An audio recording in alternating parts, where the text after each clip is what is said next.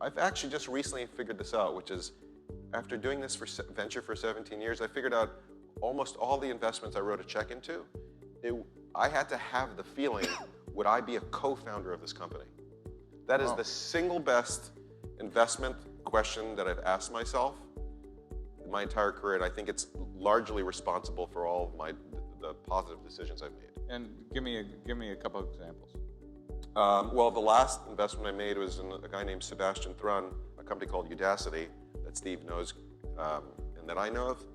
Some of you might know it.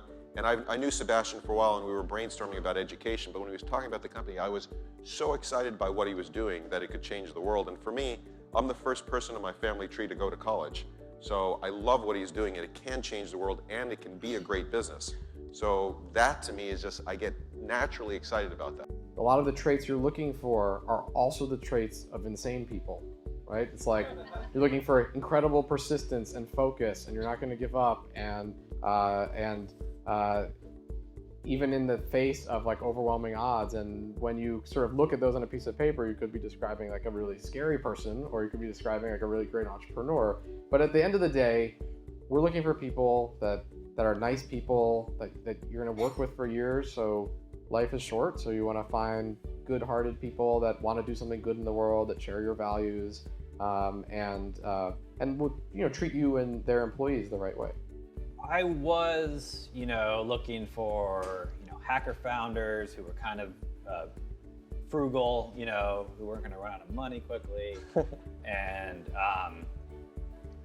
who otherwise could take, were willing to kind of take mentorship, direction a bit.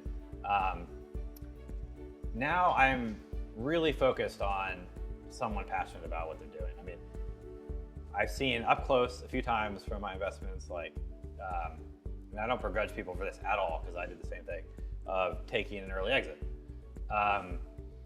And I've also seen people just, when things get tough, just quitting.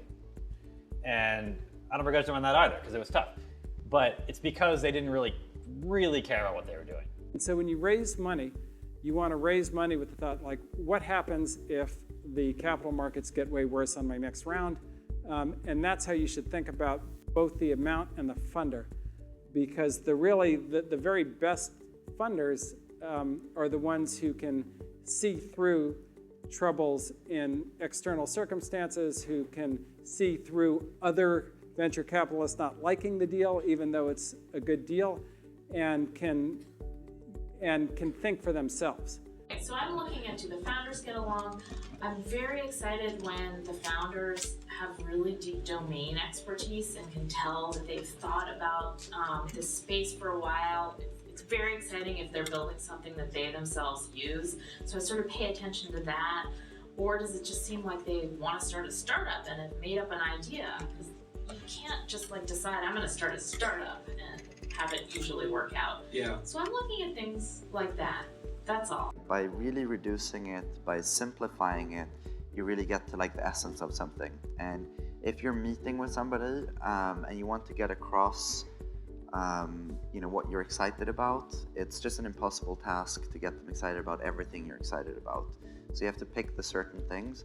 And really for us then, by reducing it from a lot of information to very little information, it became a whole different scenario. And like people could actually understand it and start feeling it in the meeting right away, which they had no chance of doing when I was sort of bombarding them with info.